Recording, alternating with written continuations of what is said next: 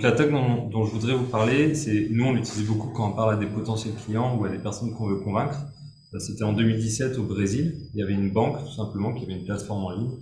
On utilise tous des plateformes en ligne pour faire des virements, pour consulter ses comptes.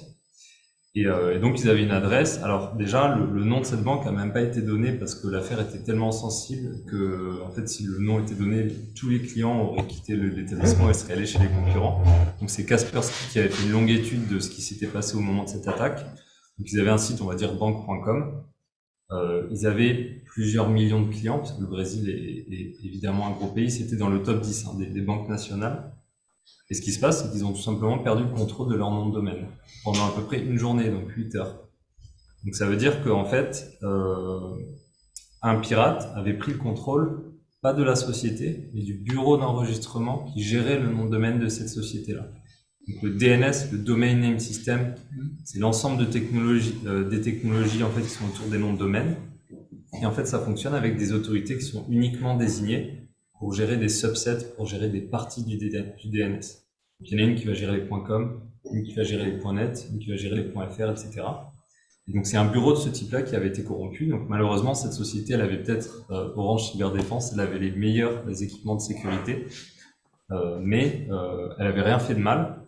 Les clients non plus n'avaient rien fait de mal, mais quand ils allaient sur le site web, donc ils faisaient vraiment banque.com entrée, en fait, c'était un site qui était finalement contrôlé par un pirate et qui avait été parfaitement copié. Donc c'est évidemment ça l'astuce. Il faut pas mettre une tête de mort avec marqué bienvenue sur le site du pirate. Il avait tout copié, ou ils avaient tout copié parce que c'était une attaque vraiment de grande échelle. Donc c'est sûrement une organisation. Et du coup, donc qu'est-ce qui s'est passé? Alors déjà, ce qui est incroyable, c'est que le délai c'était à peu près 8 heures.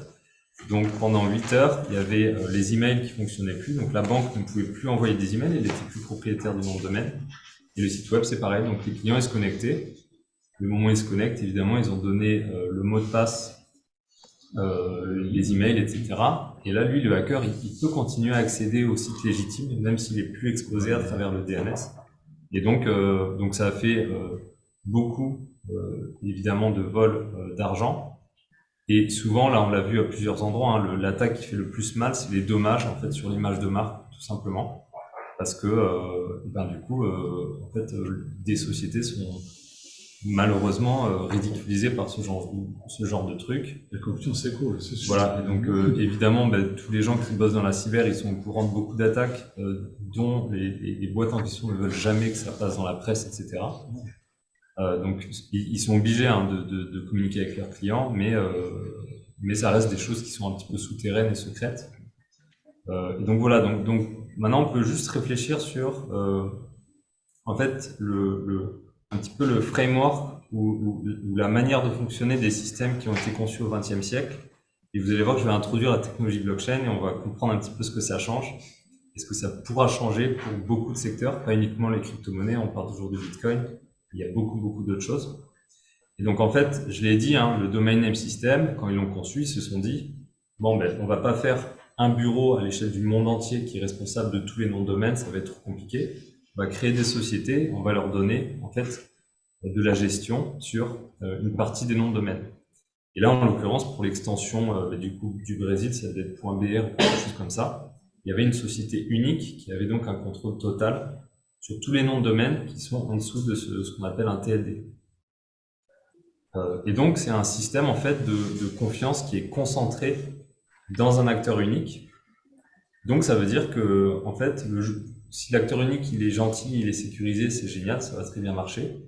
Si un jour il est corrompu ou il devient méchant, en fait, c'est pas génial. Et là, les choses commencent à partir en vrille. En fait, tout le web aujourd'hui est conçu de cette manière-là, avec des autorités qui sont uniquement désignées pour faire du travail. Pour faire un certain travail, donc garder des noms de domaine, distribuer des certificats HTTPS pour avoir le cadenas au-dessus de la page. Et donc en fait, tout fonctionne comme ça. Et Bitcoin, pour introduire cette technologie, c'est la première technologie qui a un paradigme qui est différent, qui est basé sur de la distribution de confiance. On ne va plus avoir une autorité qui est forcément localisée dans un pays ou un serveur physique qui va gérer un système d'acompte. C'est ça Bitcoin, c'est un système de compte. En fait, on va répartir la confiance sur plusieurs acteurs. Et donc, différentes blockchains vont avoir différentes manières de répartir la confiance. Bitcoin, il le fait avec l'énergie.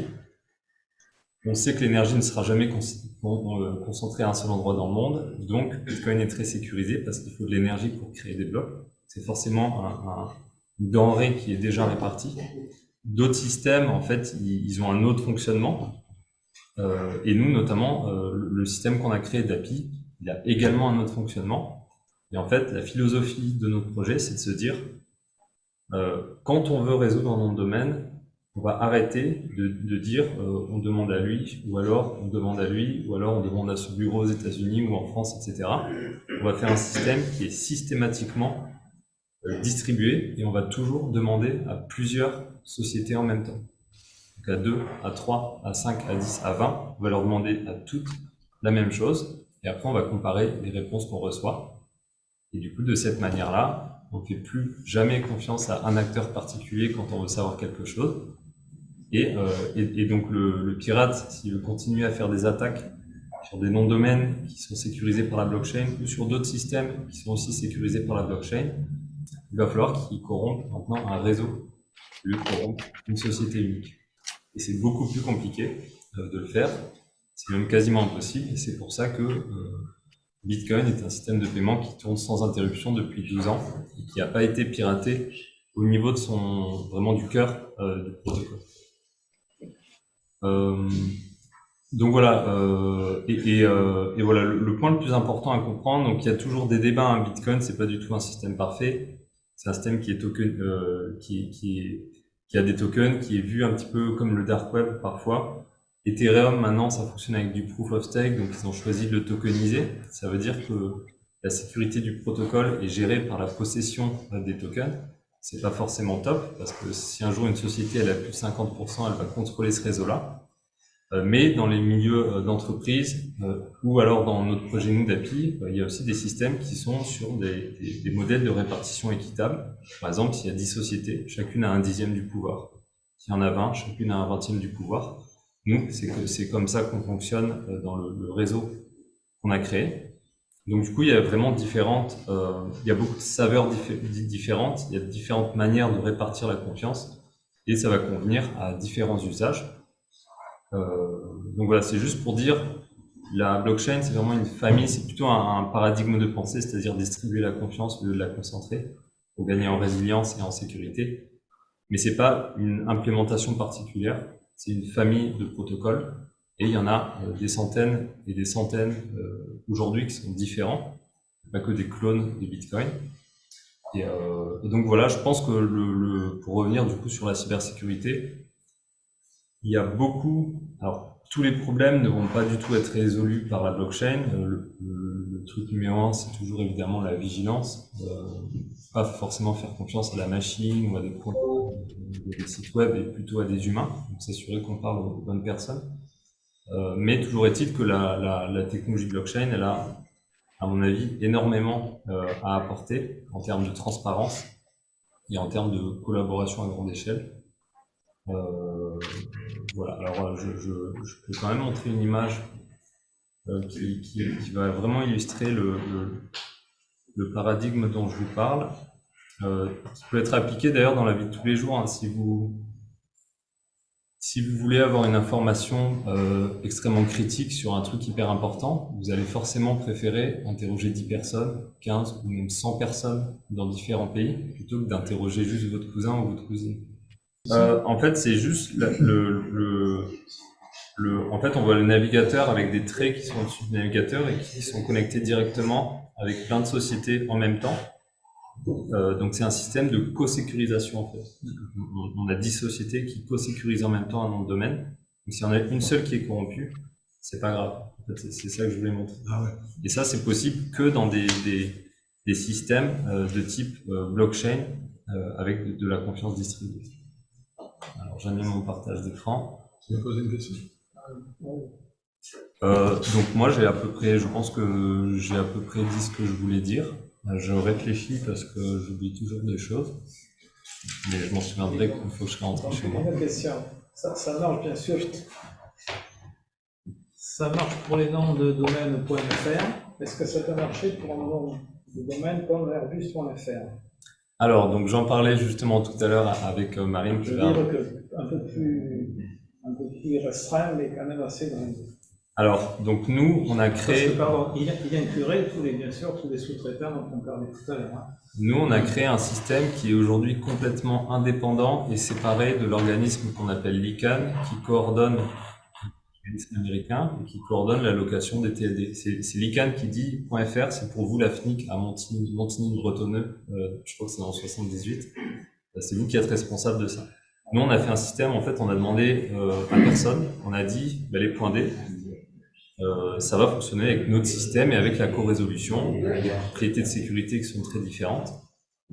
Et donc, on l'a créé, sans demander à personne. Donc, évidemment, c'est un challenge maintenant parce que les navigateurs que les gens utilisent, ils ne parlent pas la langue d'API, ils parlent le langage ICANN.